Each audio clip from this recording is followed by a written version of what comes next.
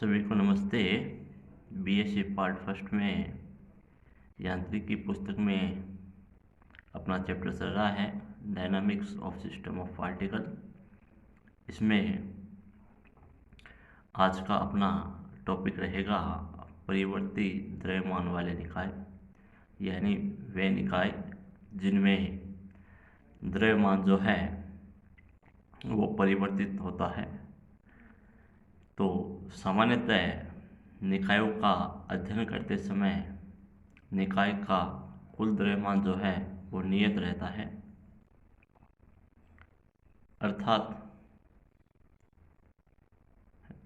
जब हम निकाय का अध्ययन करते हैं तो उसके द्रव्यमान में कोई परिवर्तन नहीं होता, परंतु कुछ परिस्थितियों में समय के साथ द्रव्यमान जो है वो परिवर्तित होता रहता है, यानी निकाय में कुछ द्रव्यमान या तो प्रवेश करता है या निकाय से बाहर निकलता है। जैसे बरसात की गिरती हुई बूंद है, सामान ले जाने वाली पट्टी जिसे वाहन पट्टा लदान युक्ति कहते हैं, रॉकेट है। ये ऐसे निकाय हैं जिनके अध्ययन के दौरान द्रव्यमान जो है वो परिवर्तित होता है। यहाँ हम रॉकेट के परिवर्तित द्रव्यमान निकाय के बारे में अध्ययन करेंगे कि एक रॉकेट का जो द्रव्यमान है वो किस प्रकार परिवर्तित होता है। एक निकाय पर विचार करते हैं जिसका द्रव्यमान स्मॉल m है एवं जड़त्व प्रेक्षक के सापेक्ष यह निकाय v वेग से गतिशील है। इस निकाय पर कोई बाह्य बल F कार्यरत है। इस निकाय से डेल टी समय में डेल m द्रव्यमान जो है वो प्रेक्षक के अनुसार u वेग से बाहर निकलता है। अतः निकाय का जो द्रव्यमान है वो m माइनस डेल m रह जाता है तथा इस निकाय के द्रव्यमान केंद्र का जो वेग है वो बढ़कर v से v प्लस डेल v हो जाता है। यानी जब ये निकाय गति करेगा तो इसके द्रव्यमान में जो कमी होगी वो डेल m हो जाएगी और वेग में जो वृद्धि होगी वो डेल v हो जाएगी। तो द्रव्यमान में कमी होने के पश्चात कुल द्रव्यमान जो है वो रह गया m माइनस डेल m और वेग में वृद्धि होने के बाद वेग रह जाता है v प्लस डेल v। इसे हमने इस चित्र द्वारा दर्शाया है। पहले प्रारंभिक अवस्था में ये एक रॉकेट है, इसका द्रव्यमान m है और वेग v है। जब ये गति करता है तो ईंधन के रूप में मान लेते हैं या अन्य किसी सोर्स से में मान लेते हैं कि इसके द्रव्यमान में डेल m कमी होती है, तो इसका जो द्रव्यमान है वो घट के m माइनस डेल m रह जाता है, जबकि वेग जो है वो बढ़ के v प्लस डेल v हो जाता है। तो अतः इस रॉकेट के संवेग में जो परिवर्तन होगा वो परिवर्तन डेल पी हो जाएगा। संवेग में परिवर्तन आप जानते हो, अंतिम संवेग माइनस प्रारंभिक संवेग। तो P2 माइनस P1 वाला फॉर्मूला है, ये P1 है। प्रारंभ में संवेग जो है वो mv है और अंतिम संवेग P2 जो है वो m minus del m v plus del v plus del m u है, अंतिम संवेग है। ये रॉकेट के लिए है, यहाँ डेल m बाहर निकला है u वेग से, तो ये साथ में हो गया। तो ये पूरा मान जो है वो आपको P2 को दर्शा रहा है और ये आपका P1 है। अतः कार्यरत बल F जो आएगा वो आ जाएगा del P upon del T, Newton के गति के द्वितीय नियम से। डेल P का जो मान है वो ऊपर रख दिया है, डेल टी नीचे है। यहाँ हम कोष्टक को हल कर लेते हैं। यहाँ इस m को v से गुणा है, m का डेल v से गुणा है, डेल m का v से है और डेल m का डेल v से है। ये गुणा होके आपका mv कैंसिल हो रहा है, ये 3 पद बच रहे हैं, 4 पद हैं, 1 2 3 4 पद हैं। 4 पदों में m del v upon del T as it is आ गया। ये पद और ये पद, इन दोनों पदों में del m upon del T common है, तो u माइनस वी हो गया, इसको पहले लिख दिया है, इसको बाद में लिख दिया है, और ये पद अंत में लिखा है समीकरण 1 के रूप में। समीकरण 1 में यदि डेल टी टेंड्स टू 0 हो तो del we upon del t का जो मान होता है वो d we upon D T हो जाएगा, एवं del M upon del t का जो मान है वो माइनस का D M upon D T हो जाएगा। साथ ही del v del M upon del t को हम नगण्य मान लेंगे। तो ये तीन चीज़ें यहाँ बता रहा है कि एक तो इसको हमें नगण्य करना है डेल वी डेल एम को, और ये del we upon del T जो है इसका मान D we upon D T हो जाएगा। ये del M upon del T जो है इसका मान माइनस का D M upon D T होगा इसका मान।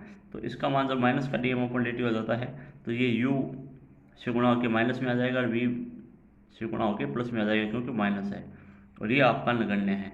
तो इस प्रकार समीकरण 1 से हमें जो मान मिलता है वो मान हम देखते हैं F M D we upon D T plus V D M upon D T minus U D M upon D T.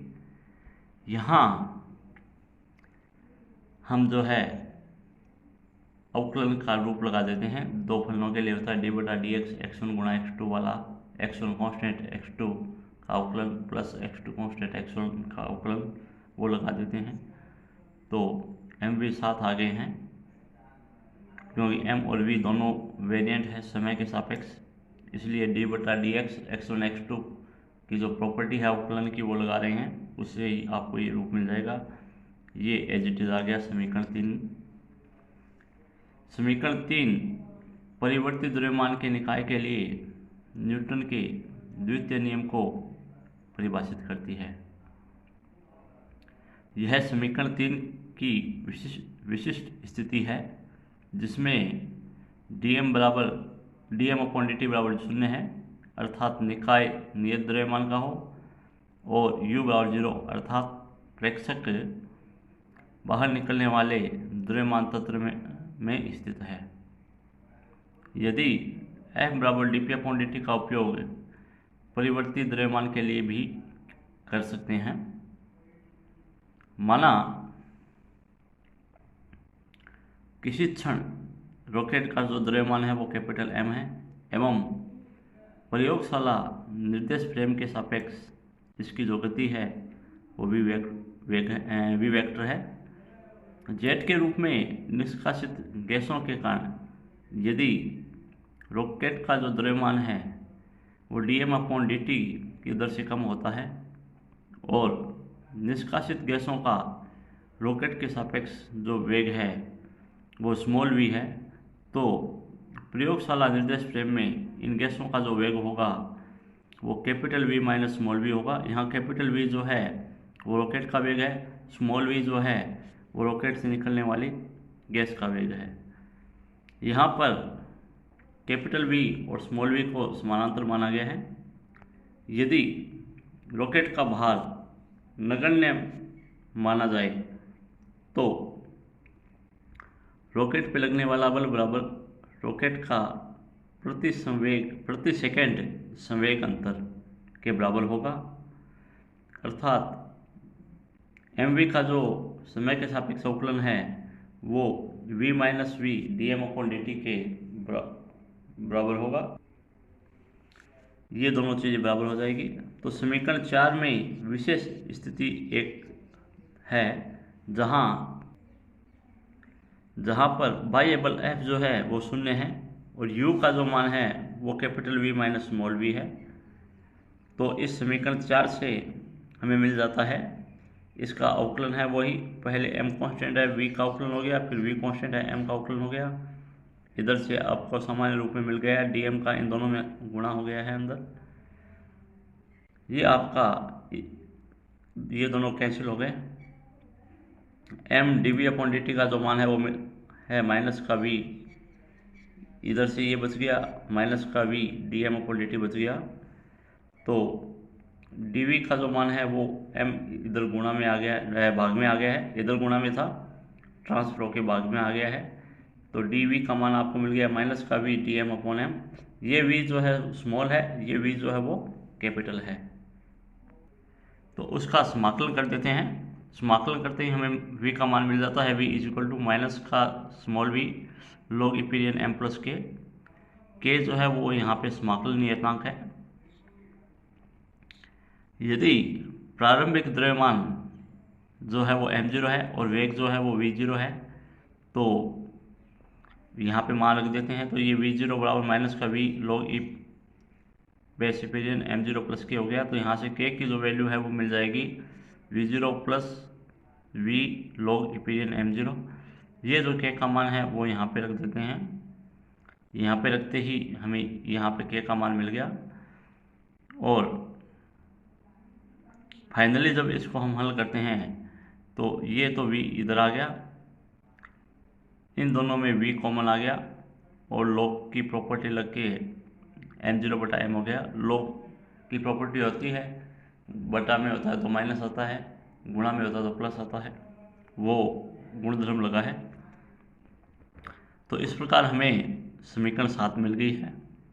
स्पष्ट है कि रॉकेट का अंतिम वेग v जो है वो अधिक प्राप्त करने के लिए रॉकेट से निष्कासित गैसों का जो वेग है वो अधिक होना चाहिए, एवं रॉकेट का जो द्रव्यमान है वो उसके प्रारंभिक द्रव्यमान m0 की अपेक्षा कम होना चाहिए। यदि रॉकेट के द्रव्यमान को नगण्य नहीं माना जाए एवं रॉकेट ऊर्ध्वाधर ऊपर की ओर गति करे, तो इस पर लगने वाला संपूर्ण बल जो है वो समीकरण 4 से निम्न प्रकार लिखा जाएगा। उसमें F बराबर mg और साथ में ऐड हो जाएगा माइनस का, क्योंकि वे विपरीत दिशा में जा रहा है गुरुत्वाकर्षण के, इसलिए F बराबर माइनस का mg ऐड हो जाएगा और u की जगह v माइनस v आ जाएगा। तो समीकरण 4 से हमें ये रूप मिल जाता है। समीकरण 4 हमने पहले देखी थी, वही है। अब इसको भी हल कर लेते हैं, वही इन दोनों का अवकलन है। m पहले कांस्टेंट है, dv अपॉन dt है, plus v dm upon dt। तो ये तीनों पद आपको यहाँ से मिल गए, ये दो कैंसिल होके m dv अपॉन dt का जो मान है वो माइनस का v dm upon dt minus mg आ गया। समाकलन करके हल कर लेंगे, वो जैसे हमने अभी ऊपर किया है वैसे ही समाकलन हो जाएगा और हल हो जाएगा। तो अंतिम रूप से हमें v का मान मिल जाता है, v बराबर v0 plus v log e पीरियन m0 upon m minus gt। ये पद एक्स्ट्रा मिल गया है हमें, बाकी कोई चीज़ नहीं, ये चीज़ ये एक्स्ट्रा है, बाकी सारा सेम है। यहाँ t जो है वो ईंधन के जलने में लगा समय है। तो समीकरण 8 जो है वो परिवर्तित द्रव्यमान वाले रॉकेट के अंतिम वेग को दर्शाती है। तो ये आपका परिवर्तित द्रव्यमान था, रॉकेट का अध्ययन है। बढ़िया प्रश्न है, एग्जाम में आने लायक निबंधात्मक रूप में, तो आप इसको करोगे। इसके बाद इसी पे आधारित एक न्यूमेरिकल है आपका, इसको देख लेते हैं। एक रॉकेट का द्रव्यमान जो है वो 50 किग्रा है एवं उसमें 350 किग्रा ईंधन भरा हुआ है। यदि गैस की निष्कासन गति जो है वो 2 किलोमीटर प्रति सेकंड है, तो पृथ्वी से उठाने के लिए न्यूनतम कितने ईंधन की आवश्यकता होगी। यदि ईंधन खत्म होने की जो दर है वो 5 किग्रा पर सेकंड है, तो रॉकेट का ऊर्ध्वाधर वेग ज्ञात करो। ऊर्ध्वाधर वेग कह दो, अंतिम वेग कह दो, एक ही बात है। तो इसके हल के लिए अपन चलते हैं कि ईंधन के जो जलने की जो दर है वो dm अपॉन dt है। अतः यहाँ अन्य प्रतिरोधों को नगण्य मान लेने पर जो सूत्र लगेगा वो हो जाएगा अभी dm अपॉन dt बराबर mg। तो dm अपॉन dt जो है कम होने की दर, ईंधन के जलने की दर या कम होने की जो दर है वो आपको मिल जाएगी mg बटा v। m का मान रख दिया है 400। 400 क्यों हो गया, क्योंकि 50 किलोग्राम का रॉकेट है और 350 ग्राम का ईंधन है, दोनों मिलके 400 किलोग्राम हो गए। 50 किलोग्राम का रॉकेट, 350 किलोग्राम आपका ईंधन, टोटल हो गया 400। जी का मान आप जानते हो 9.8। वेग v जो है वो 2 किलोमीटर पर सेकंड है, किलोमीटर को मीटर में चेंज कर लिया है। तो इस प्रकार आपका dm अपॉन dt का मान हल करने पे मिल जाता है 1.96 किग्रा पर सेकंड। चूँकि ईंधन के जलने की दर 5 किग्रा पर सेकंड है, तो 350 किग्रा ईंधन के समाप्त होने में जो समय लगेगा वो समय होगा t बराबर 350/5, 70 सेकंड लग जाएंगे। तो यहाँ से हमें टाइम t जो है वो 70 सेकंड मिल गया है। इस प्रकार रॉकेट का जो ऊर्ध्वाधर वेग आएगा वो वेग आ जाएगा v बराबर v0 plus v log epsilon m/m0 minus gt। ये v0 मान 0 है क्योंकि प्रारंभिक वेग जब रॉकेट स्टार्ट होता है उस टाइम 0 है। ये v का मान आपके पास आ गया। log epsilon को log 10 में चेंज किया है तो 2.303 से गुणा है। ये m0 मान रख दिए हैं माइनस 9.870। और इसको जब आप पूर्ण रूप से हल कर लेते हैं, गुणा भाग कर लेते हैं, तो आपको v का मान मिल जाता है 3467.8 मीटर पर सेकंड। तो ये आपका एक सवाल था इस पे, परिवर्तित द्रव्यमान पे। तो इसको आप अध्ययन करना। धन्यवाद।